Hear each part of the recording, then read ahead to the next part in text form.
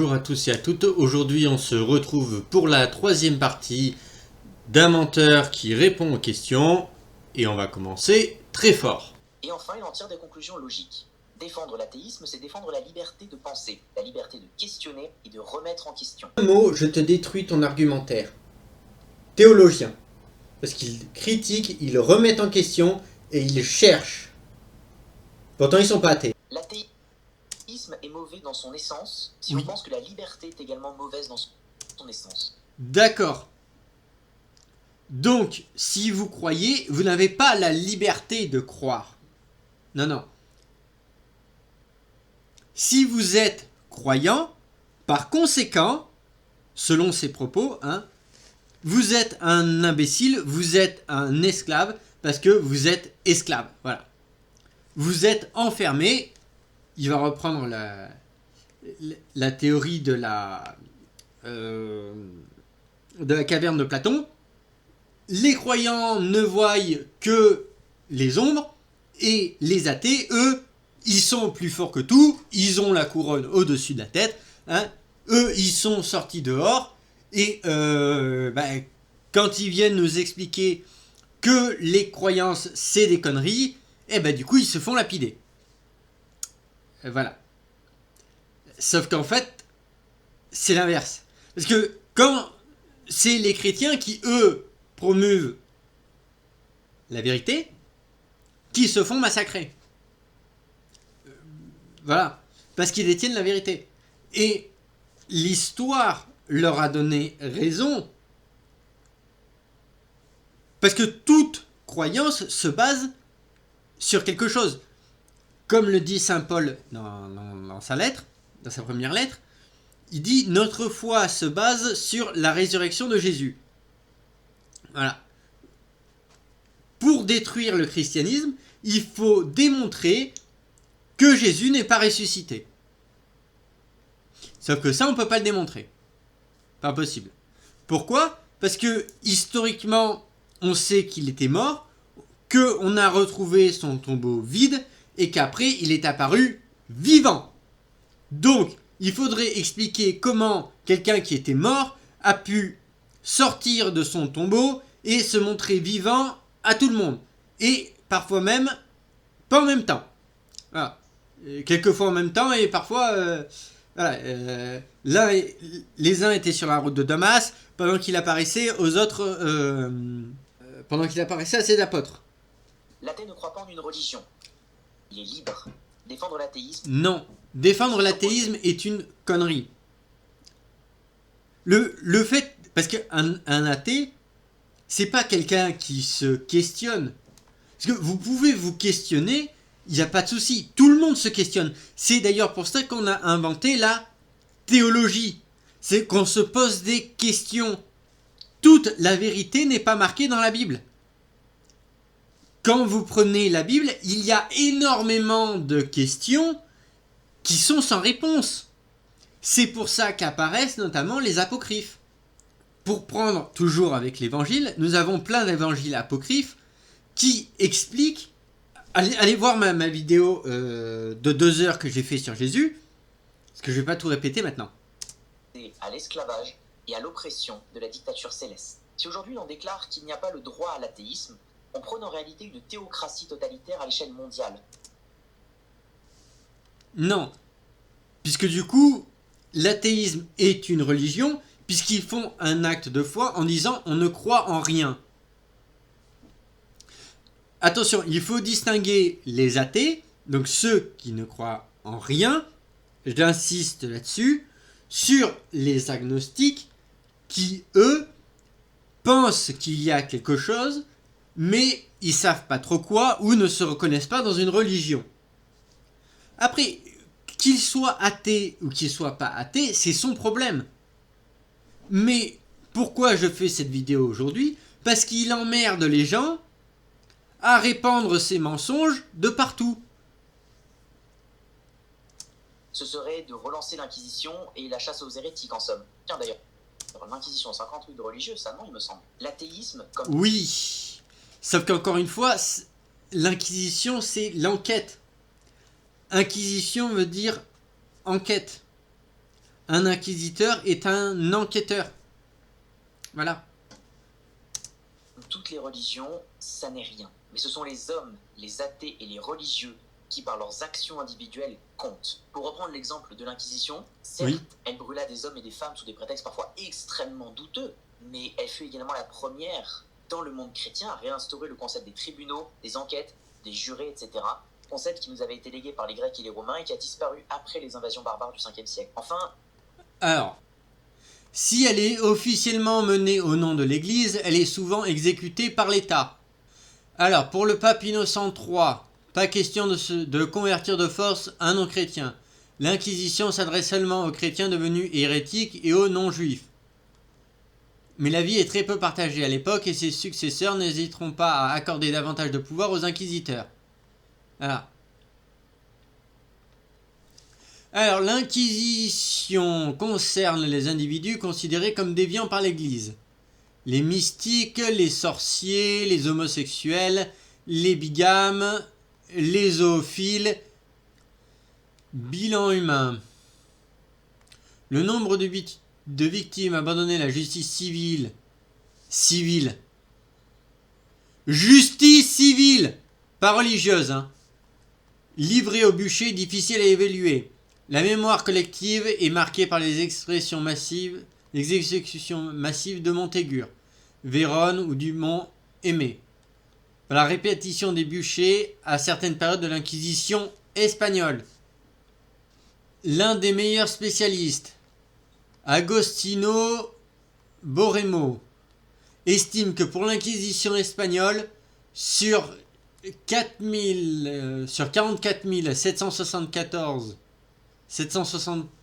674 inculpés, seulement 800 furent condamnés à mort. Qu'est-ce qu'il dit ? l'athéisme, comme toutes les religions, ça n'est rien. Mais ce sont les hommes, les athées et les religieux qui, par leurs actions individuelles, comptent. Pour reprendre l'exemple de l'Inquisition, certes, elle brûla des hommes et des femmes sous des prétextes parfois extrêmement douteux, mais elle fut également la première, dans le monde chrétien, à réinstaurer le concept des tribunaux, des enquêtes, des jurés, etc. Concept qui nous avait été légué par les Grecs et les Romains et qui a disparu après les invasions barbares du 5e siècle. Enfin, l'athéisme se défend de lui-même. Une fois que nous avons conscientisé les mécanismes qui... Alors, non, l'athéisme ne se défend pas de lui-même, puisque justement, tu avances comme beaucoup d'athées militants. Pourquoi l'athéisme est la meilleure des religions, tout en faisant croire que ce n'est pas une religion? Voilà. Alors, il faut différencier deux types d'athées. Ceux qui sont athées parce qu'ils en ont rien à foutre de la religion. Voilà. Et les plus dangereux, les athées militants. C'est-à-dire que eux, ils prennent le sens de la liberté d'expression en disant « Nous, les athées, nous sommes au-dessus de tout le monde et par conséquent, vous autres, vous êtes tous de la merde. » Parce qu'ils considèrent que eux seuls, donc les athées militants, considèrent que eux seuls ont la vérité absolue parce qu'ils le disent. C'est tout, ça s'arrête là. Et que les croyants sont des abrutis total parce qu'ils suivent les dogmes d'une religion qui, pour eux, la religion, c'est va des rétro Satanas. C'est pour ça qu'on retrouve beaucoup d'athées aujourd'hui qui militent pour l'islam. Notamment Jean-Luc Mélenchon.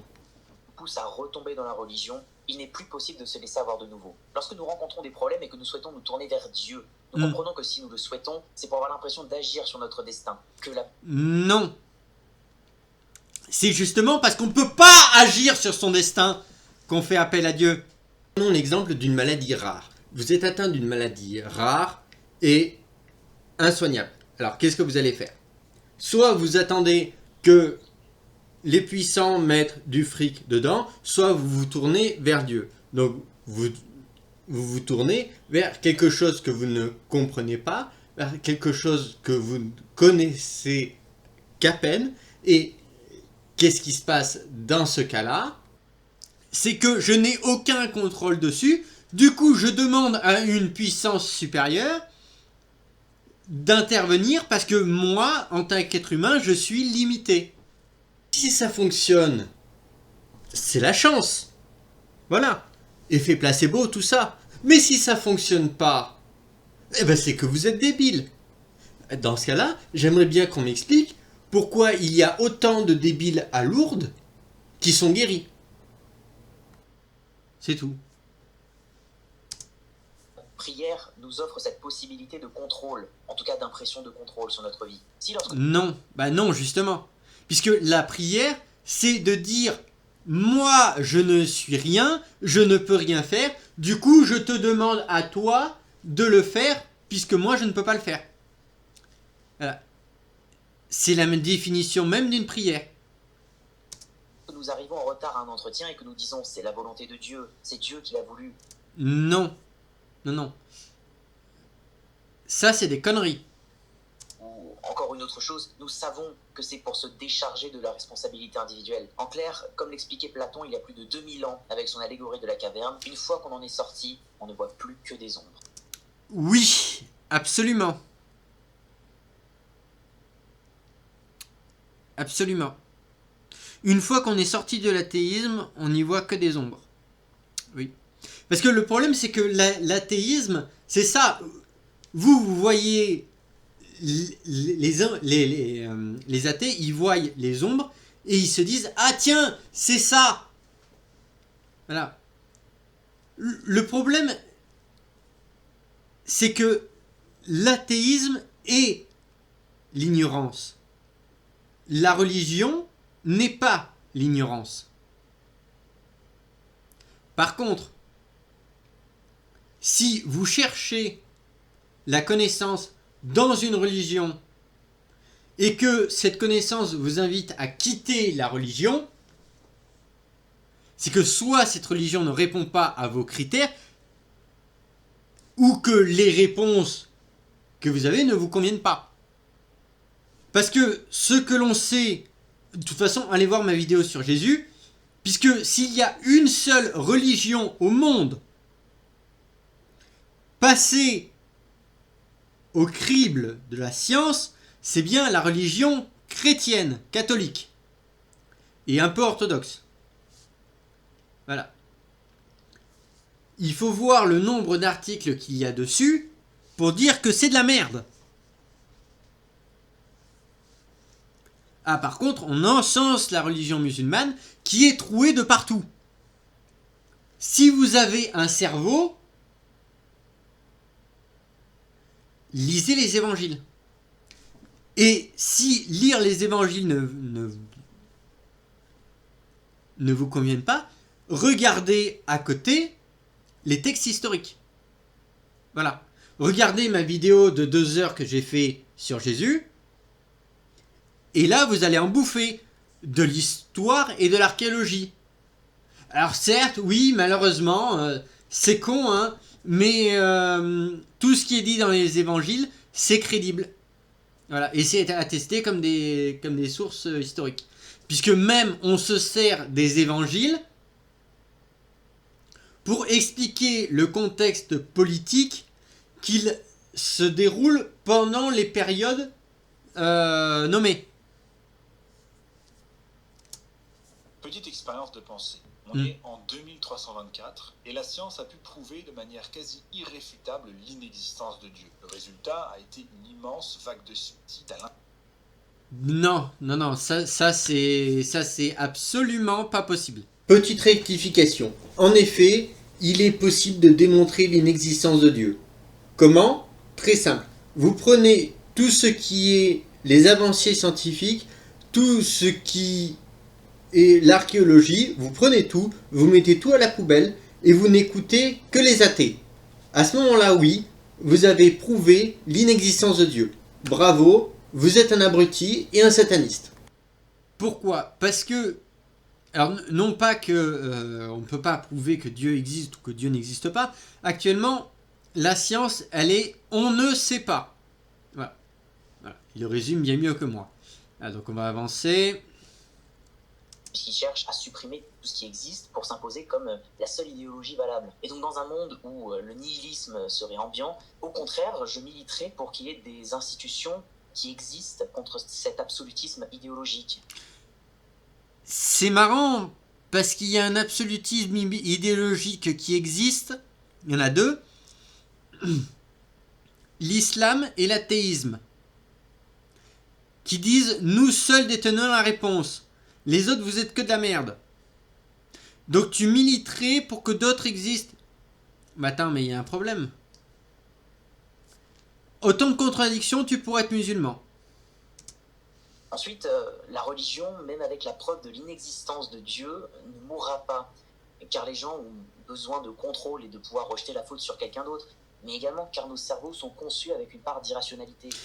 Comment nos cerveaux peuvent-ils être conçus ? C'est pas logique, puisque il faut qu'il y ait une conception. Comment naît la vie ? Qu'est-ce qui sépare la vie de la mort ? Parce que quelqu'un qui vit a son cœur qui bat. Oui. Le problème étant que si son cœur arrête de battre, il meurt.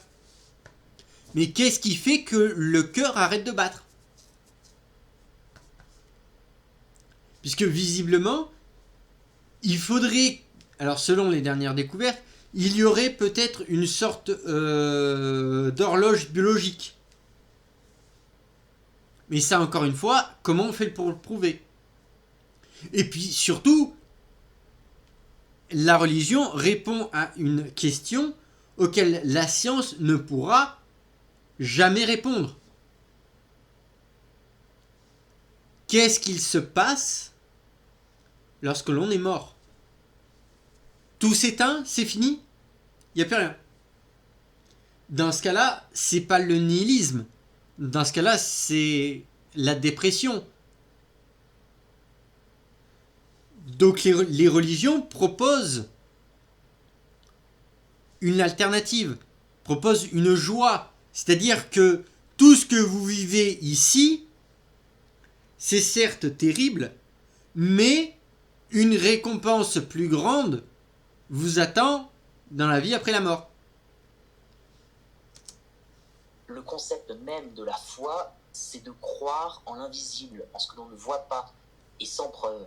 L'exemple... Alors non. Parce que tu peux croire avec des preuves. Mais le problème des athées militants, et non pas des athées qui en ont rien à foutre, parce que eux, clairement, ils en ont rien à foutre,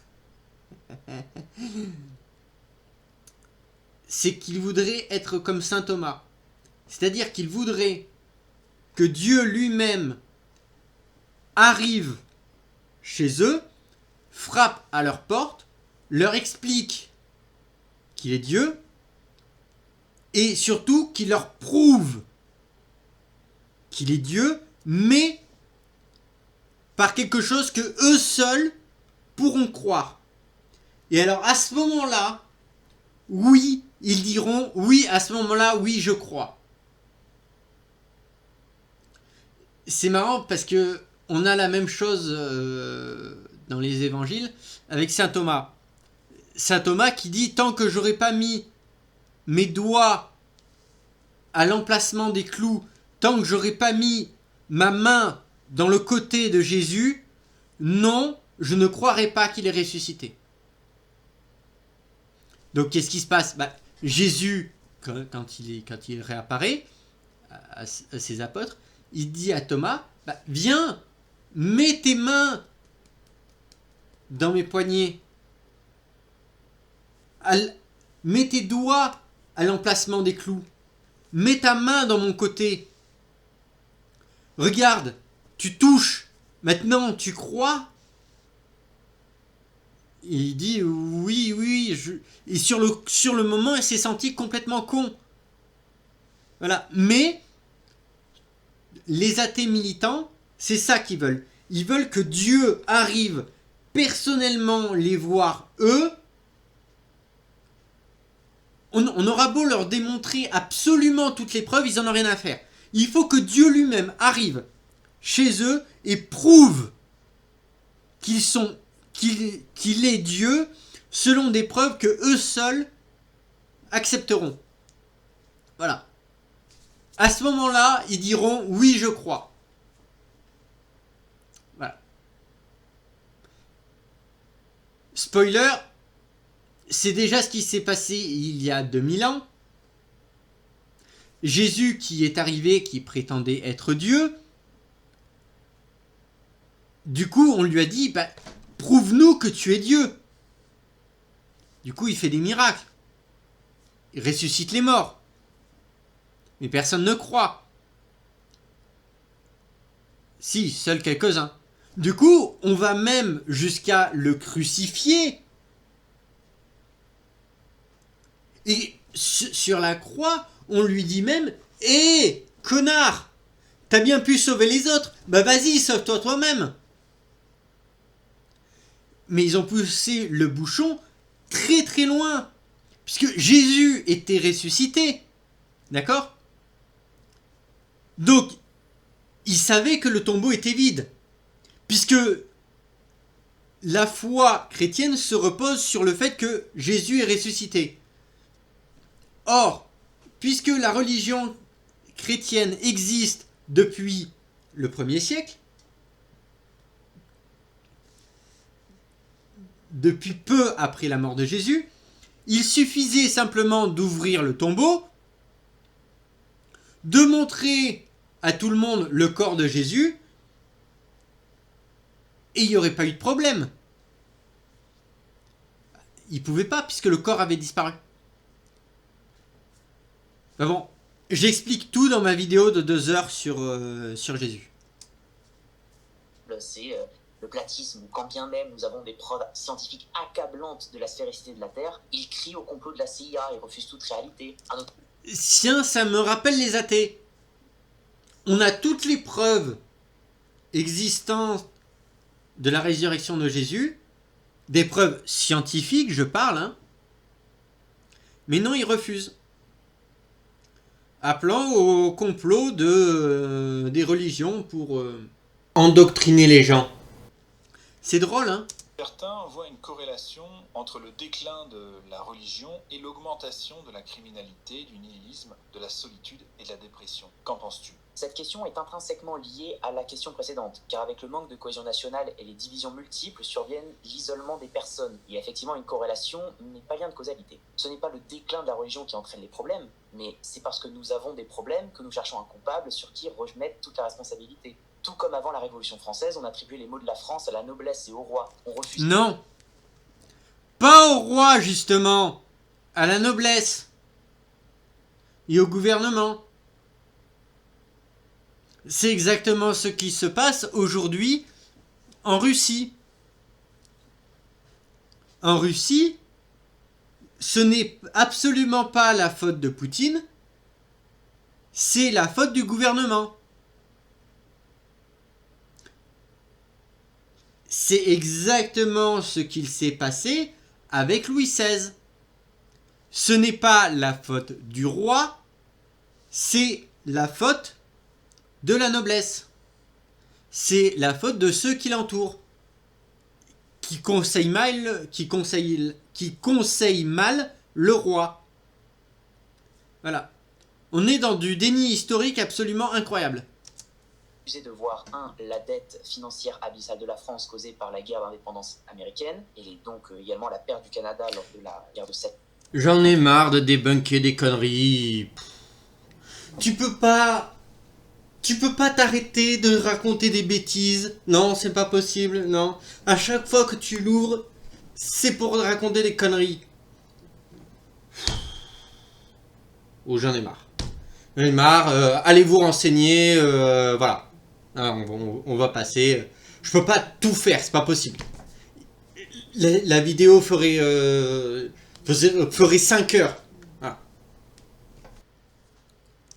Les mauvaises récoltes agricoles des 2 années précédentes qui ne pouvaient pas subvenir aux besoins massifs de la population, également de potentiellement ravitailler les armées qui étaient sur le front, et enfin la volonté des marchands de Paris qui ont commencé à s'enrichir et qui voulaient supplanter la noblesse dans l'ordre hiérarchique de la France. Aujourd'hui, en France et partout dans le monde, l'augmentation de la solitude et de la dépression, c'est probablement un phénomène qui est transitoire. Déjà parce que sortir de son addiction religieuse, c'est dur. Ça nous oblige à trouver la force en nous de se... Voilà, donc la religion, c'est une drogue. Retenez bien ça, c'est important. La religion, c'est une drogue.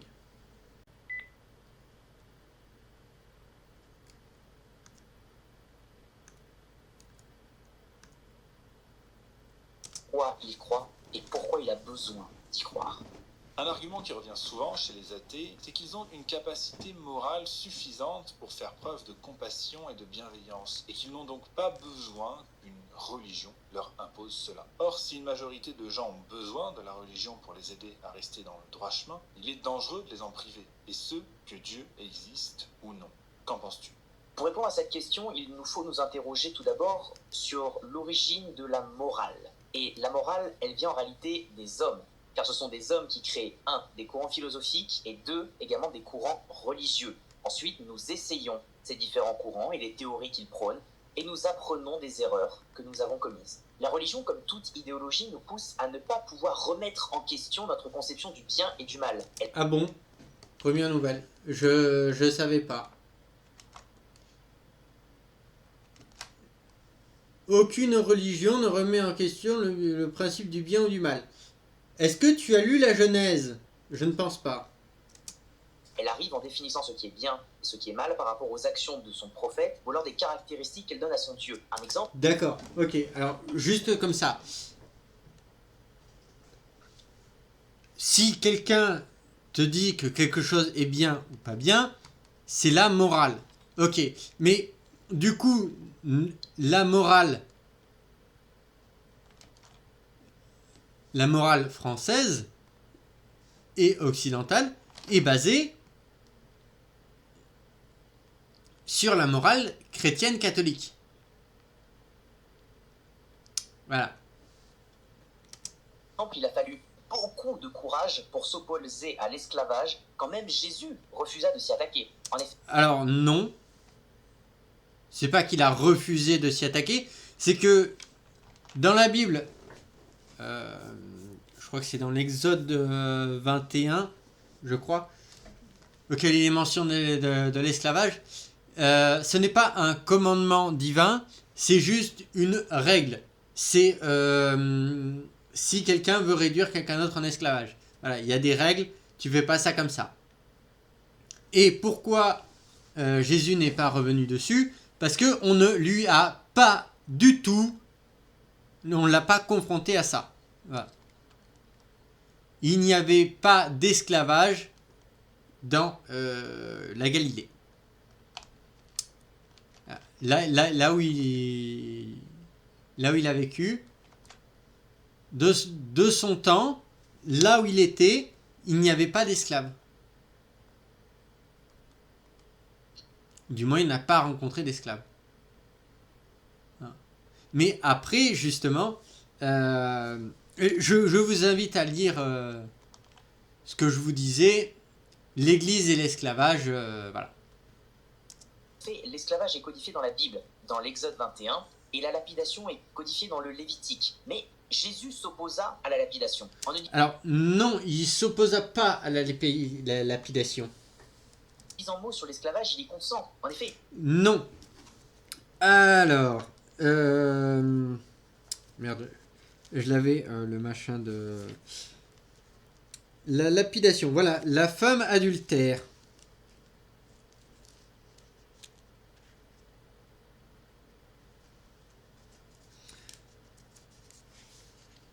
Jésus se rendit sur la montagne des Oliviers. Mais dès le matin, il alla de nouveau dans le temple, et tout le peuple vient à lui. S'étant assis, il les enseignait. Alors, les scribes et les pharisiens amenèrent une femme surprise en adultère. Et la plaçant au milieu du peuple, ils dirent à Jésus, « Maître, cette femme a été surprise en flagrant délit d'adultère. Moïse, dans la loi, nous a ordonné de lapider de telles femmes. Toi, donc, que dis-tu » Il disait cela pour l'éprouver, afin de pouvoir l'accuser. Mais Jésus, s'étant baissé, écrivait avec le doigt sur la terre. Comme il continuait à l'interroger, il se releva et leur dit : « Que celui d'entre vous qui est sans péché jette la première pierre contre elle. » Et, s'étant à nouveau baissé, il écrivait sur la terre.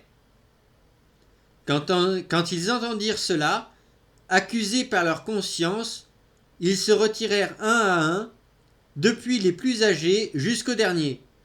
Et Jésus resta seul avec la femme qui était là au milieu.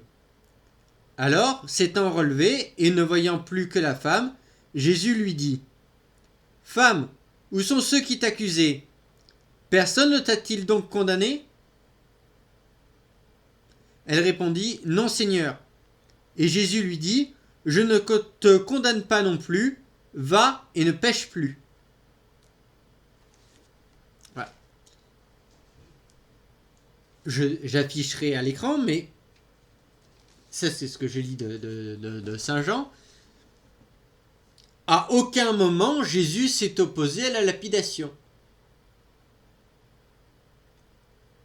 Parce que justement, la lapidation est dans la loi. Si c'était opposé à la lapidation, on lui aurait dit : « Ah, tu t'opposes à la loi de Moïse, donc on te tue. » Et lui, il dit, parce que il est Dieu, donc par conséquent, on lui dit : « Eh, tu es censé être Dieu, donc du coup, hein, comment tu vas faire ? Tu vas te contredire ? Hein ? Comment tu vas faire ?» Et Jésus, il dit : « Écoutez, c'est très simple.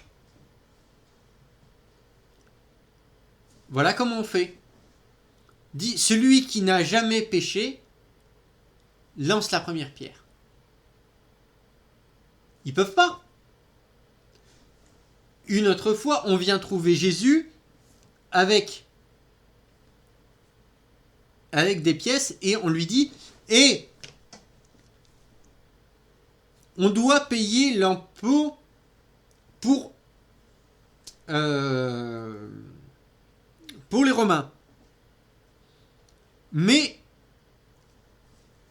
dans la loi, il y a marqué que on doit rendre grâce à Dieu.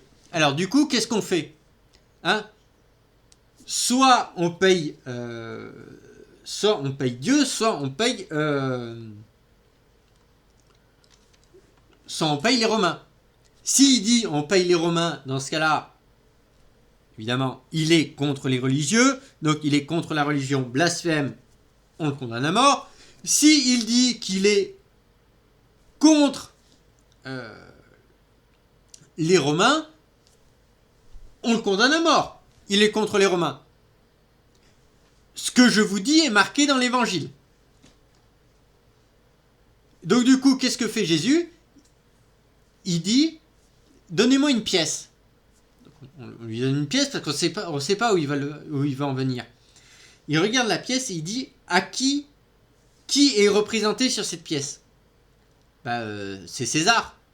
Bon, il leur redonne la pièce et il leur dit : rendez à César ce qui est à César et à Dieu ce qui appartient à Dieu. Voilà. S'il prend la peine de revenir sur les lois déjà établies comme la lapidation. Il ne revient pas sur la lapidation comme je l'ai dit. Il ne revient pas dessus. Il dit, il n'est pas là pour contredire la loi de Moïse, il est là pour l'accomplir. Pas compliqué, il suffit de lire. Et pas sur l'esclavage. Alors il considère qu'il ne faut pas les réformer. Si Jésus est un exemple et un modèle à suivre pour les catholiques, alors tous doivent en cohérence soutenir l'esclavage. Et non ! Un sophisme. Encore un, comme je l'ai expliqué. Jésus dit : aimez-vous les uns les autres comme moi je vous ai aimé. Pas compliqué. Et pour en savoir plus, je vous renvoie à l'Église et l'esclavage par Dominique Tassot. Voilà. Les notions de bien et de mal viennent d'essais-erreurs suite à l'application de courants philosophiques, d'idées ou de réponses à un problème existant. Je n'ai besoin d'aucune religion pour me dicter ce que je pense, et je n'ai besoin que personne vienne me dicter ce que je pense. Si être libre est égocentrique, la soumission extrême, ou devenir la propriété de quelqu'un d'autre, doit constituer la plus belle preuve d'altruisme. Quoi?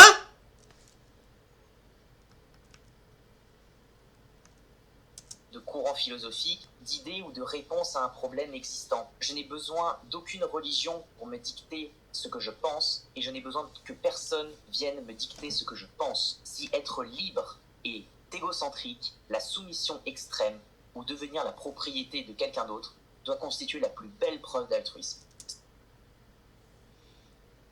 C'est complètement débile ce qu'il dit. S'enfermer dans la religion revient à donner les clés de son cerveau et de sa raison. Accepter Bah, l'esclavage. non, justement. C'est parce qu'il existe la théologie.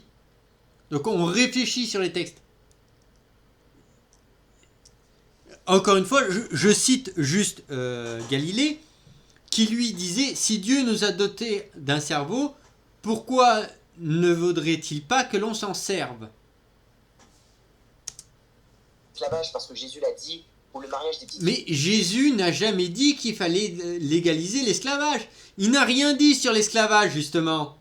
filles, parce que Mahomet l'a fait, ou encore le système de caste, parce que c'est ainsi que les brahmanes l'ont défini, est par essence criminel et mauvais. Si une majorité a besoin de la religion pour ne pas frapper son prochain, ce n'est donc pas parce qu'ils sont bons, mais effrayés des conséquences de leurs actes. Alors, si tu frappes ton prochain, qu'est-ce qui va se passer? Vas-tu en enfer? Non. Alors, je ne comprends pas cette menace omniprésente chez les musulmans de la peur de l'enfer, puisque la peur de l'enfer, c'est après la mort. Et Jésus est venu, et son sacrifice a permis de sauver tout le monde et d'amener le pardon. Voilà. Bonne nouvelle, enfin mauvaise nouvelle, tous les hommes sont pécheurs. Bonne nouvelle, tous ont le droit au pardon. Il serait donc criminel de permettre à quelqu'un de se rendre compte que le viol de petite fille ou la lapidation sont de mauvaises choses. Enfin, Ah oui, c'est des mauvaises choses. Et moi j'ai une question. D'accord? Utiliser des armes chimiques sur une population, est-ce que c'est une bonne chose? Non, parce que les armes chimiques ont été développées par la science.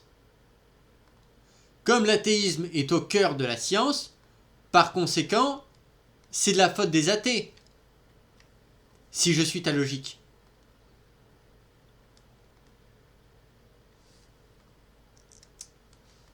la seconde chose à définir est le droit chemin.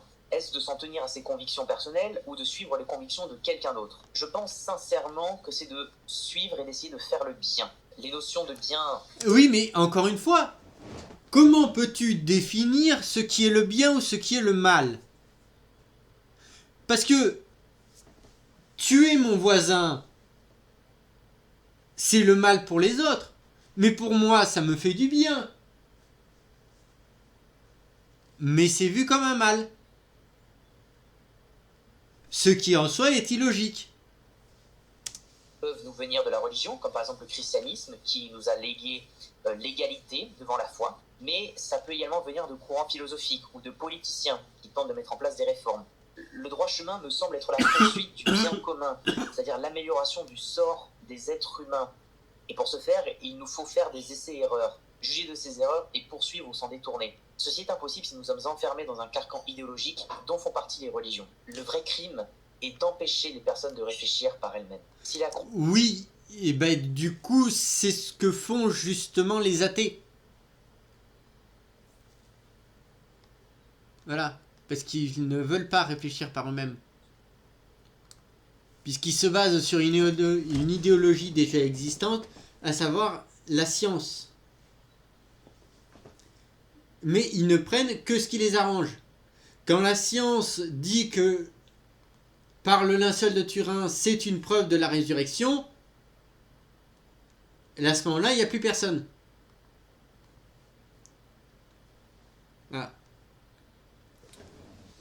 Donc j'arrête là cette vidéo, c'était Kaefré et je vous dis à une prochaine fois. Allez, on va passer à la question suivante. À la religion. Et les conflits les plus meurtriers des derniers siècles n'avaient rien à voir avec la religion. Le nazisme et le communisme, par exemple, sont deux idéologies profondément anti-religieuses. Et pourtant, ce sont bien elles qui ont été les plus meurtrières. Qu'en penses-tu ? L'athéisme, comme je le conçois, se rapproche de l'antithéisme. C'est refuser toute idéologie, religieuse ou philosophique. Alors non, bah non. Puisque regarde, Jean-Luc Mélenchon, il est athée, et pourtant il a une idéologie. Donc voilà, donc tu racontes des conneries. Justement, l'idéologie est faite pour remplacer la religion.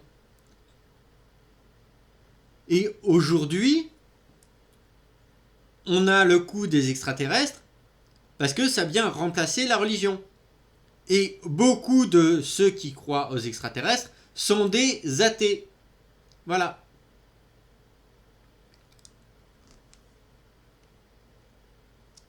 C'est faire preuve d'esprit critique. Défendre l'athéisme, c'est défendre la logique. Non, défendre le catholicisme, c'est défendre la logique. Défendre l'athéisme, c'est défendre la connerie. Est-ce que, encore une fois, je le dis, l'athéisme se base sur le fait que rien n'existe et que, enfin, ils sont au-dessus de tout le monde, voilà, et que par conséquent, leur logique veut que Dieu n'existe pas, que tout ça c'est une invention des hommes. Alors dans ce cas-là, il faudrait m'expliquer la résurrection de Jésus. L'objectif de cette question et de la question traitée précédemment est d'arriver à dissocier l'idéologie de la religion. Or, la définition de l'idéologie, c'est un ensemble d'idées sans rapport avec la réalité. La croyance en un gars qui ouvre la mer en deux. Oui. Né d'une femme vierge ou encore d'un autre qui prêche que la terre est plate, ce sont des idées sans rapport avec la réalité. Ah bah si. Comme je l'ai dit précédemment, Moïse qui ouvre la mer en deux, bah, c'est pas lui qui ouvre la mer en deux, c'est un fort vent d'est. C'est marqué dans la Bible, il suffit de lire. Jésus qui naît d'une vierge. Un rapport avec la réalité? Bah si, puisque la réalité est qu'il est le Messie, notamment prophétisé par Ésaïe. Le mec qui prêche que la terre est plate, tu en as beaucoup. Donc si nous prenons cet angle d'attaque, il est facile de démontrer en quoi l'athéisme est crucial. Dans un régime communiste ou nazi, c'est l'idéologie qui prend le pas sur le religieux. Dans un régime où la religion porte en elle un code civil et un projet politique, que ce soit l'islam ou le judaïsme, puisqu'il y a un code civil qui s'appelle le Lévitique dans le judaïsme, il n'y a qu'à interpréter un... Non. Enfin oui, le Lévitique, oui, mais il y a aussi le Talmud.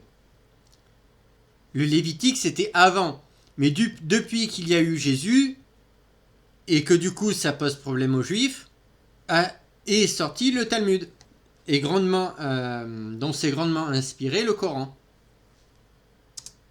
Un petit peu les textes, et on se retrouve ensuite avec des puissances comme les talibans, l'ayatollah Khomeini ou alors Netanyahou, le premier ministre israélien, qui cite la prophétie d'Isaïe pour justifier son intervention militaire à Gaza. Défendriez-vous? Ah bon? Et du coup, qu'est-ce que tu dis, toi? Puisqu'il y a un code civil qui s'appelle le Lévitique dans le judaïsme, il n'y a qu'à interpréter un petit peu les textes, et on se retrouve ensuite avec des puissances comme les talibans, l'ayatollah Khomeini... Oui, alors le problème c'est que les talibans n'interprètent pas les textes. Ils les prennent au pied de la lettre. Enfin, certains textes, parce que les textes se contredisent. Ou alors Netanyahou, le premier ministre israélien, qui cite la prophétie d'Isaïe pour justifier son intervention militaire à Gaza. Défendriez-vous les nazis ou les talibans? Sans doute aucun des deux. Ben, ça dépend. Vu que tout à l'heure tu as défendu le nazisme en disant que c'était le plein emploi. Et le problème des talibans, c'est que ce sont des musulmans. De vrais musulmans. Il est là le problème. Pour chacune des idéologies, des religions et même des sectes, nous retrouvons en réalité le même fonctionnement. Un leader charismatique qui apporte une réponse en jouant sur les doutes existentiels et les peurs d'une certaine catégorie de personnes. Le mauvais dans chacun de nous. Oui, non, non. Alors, je te conseille de voir la définition d'une secte. La différence entre une secte et une religion, c'est que tu peux rentrer difficilement dans une religion, mais la quitter facilement. La secte, c'est l'inverse. Tu peux rentrer facilement dans la secte, mais tu peux difficilement en sortir. Un truc très simple. Pour devenir musulman, qu'est-ce qu'il faut faire? Il faut que vous récitiez la phrase disant que vous reconnaissez qu'un seul Dieu, Allah, avec son prophète Mahomet. Voilà. Globalement, c'est ça. Il faut le dire en arabe. Oui, parce que, étrangement, Allah ne comprend que l'arabe. Il a déjà parlé à Moïse, à qui il aurait révélé la Torah en hébreu, mais il ne parle qu'arabe. Et à Jésus, les évangiles qui sont écrits en hébreu puis en grec, mais il ne parle qu'arabe. Voilà. Et pour devenir catholique, qu'est-ce qu'il faut faire? Vous avez 2 ans de préparation au baptême. 2 ans dans lesquels vous cheminez et vous dites oui, plusieurs fois, vous dites oui, je veux recevoir le baptême.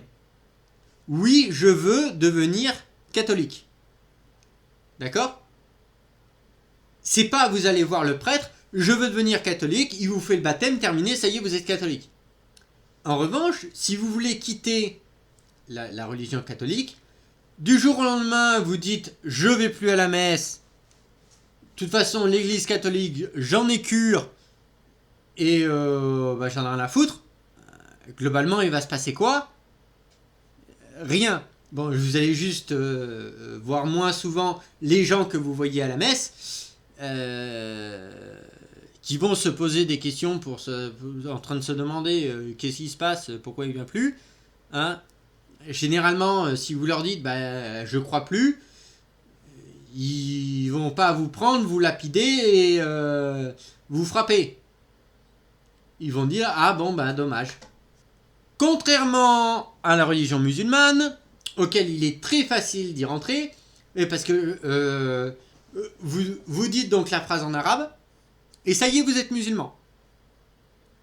Ah par contre, si vous voulez sortir de la religion musulmane, peine de mort. Et on vous crache dessus. Magic Dukasha, je crois que ça se prononce comme ça. Excuse-moi si je prononce mal ton pseudo, voilà. Allez voir sa chaîne.